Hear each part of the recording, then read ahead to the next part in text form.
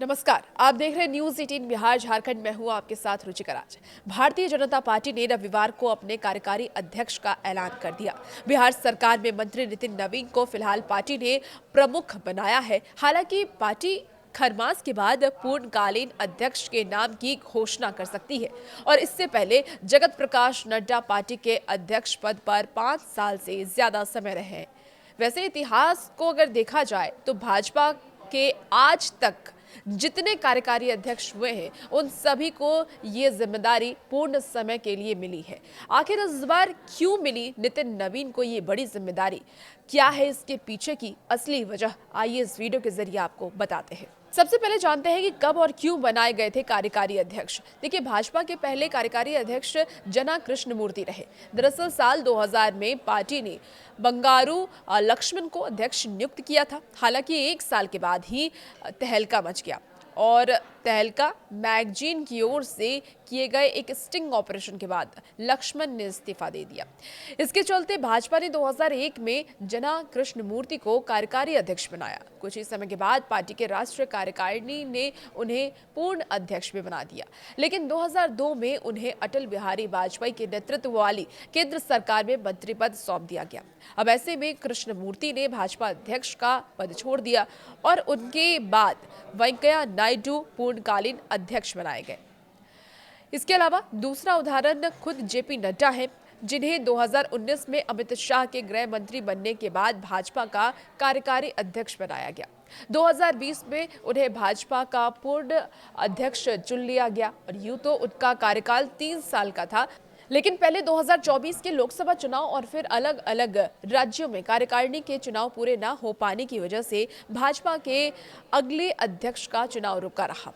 ऐसे में जेपी नड्डा ने पहले 2020 से 2024 तक और फिर 2024 से 2025 तक 1 साल के एक्सटेंशन पर पार्टी का कार्यभार संभाला। इस लिहाज से नितिन नवीन के ही भाजपा का पूर्णकालीन अध्यक्ष बनने की अटकलें लगाई जा रही है।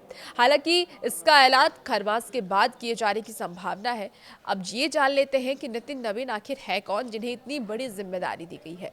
देखिए, नितिन नवीन भाजपा के बड़े नेताओं में से एक और जेपी आंदोलन से राजनीति की शुरुआत करने वाले दिवंगत नवीन सिन्हा के बेटे हैं। 23 मई 1980 पटना में नितिन नवीन का जन्म हुआ। उनकी 12वीं तक की पढ़ाई दिल्ली में हुई। 2005 में पटना पश्चिम सीट से विधायक रहे 55 साल के नवीन सिन्हा का निधन दिल्ली में हो गया था और उस वक्त नितिन महज 26 साल के थे। भाजपा ने नितिन नवीन को अपने पिता की विरासत संभालने के लिए कहा, लेकिन शुरू में नितिन नहीं माने। उनका कहना था कि वो राजनीति में नहीं आना चाहते हैं। उनकी मां मीरा सिन्हा ने उन्हें समझाया तो वो मान गए। नितिन चुनावी मैदान में पटना पश्चिम में उतरे और उपचुनाव में वो पहली बार जीते। इसके बाद जो जीत का सिलसिला शुरू हुआ वो आज तक जारी है। देखिए, संगठन में कई बड़ी जिम्मेदारी वो संभाल चुके हैं। नितिन नवीन का कद संगठन में भी बड़ा है। इस बात का सबूत उन्हें अलग अलग समय पर मिलने वाली जिम्मेदारी है। 2008 में उन्हें भारतीय जनता पार्टी युवा मोर्चा का राष्ट्रीय कार्य समिति सदस्य सह प्रभारी बनाया गया। 2010 से 2013 के बीच नितिन भाजयुमो राष्ट्रीय महामंत्री बने। 2013 में वो IVLP कार्यक्रम के अंतर्गत 15 दिनों की अमेरिकी यात्रा पर गए और इसके बाद 2016 से 2019 में वो भाजयुमो के प्रदेश अध्यक्ष बने। 2019 में ही उन्हें भाजपा ने सिक्किम राज्य का लोकसभा और विधानसभा चुनाव प्रभारी भी बना दिया और इसके बाद 2021 से 2024 के बीच नितिन छत्तीसगढ़ में सह प्रभारी रहे। 2024 में छत्तीसगढ़ के लोकसभा चुनाव प्रभारी भी उन्हें बनाया गया और जुलाई 2024 में अब तक वो छत्तीसगढ़ के राज्य प्रभारी के रूप में संगठन के दायित्व को देख रहे हैं। देखिए, छत्तीसगढ़ जीत में नितिन नवीन की अहम भूमिका रही है। 2023 में छत्तीसगढ़ में विधानसभा चुनाव हुआ था और उस वक्त वहां कांग्रेस अच्छी स्थिति में थी। किसी ने नहीं सोचा था कि भाजपा चुनाव जीतेगी, लेकिन चुनाव में भाजपा ने जीत हासिल की। उस वक्त भी नितिन नवीन छत्तीसगढ़ भाजपा के प्रभारी थे और जीत के बाद उन्होंने खूब सुर्खियां बटोरी।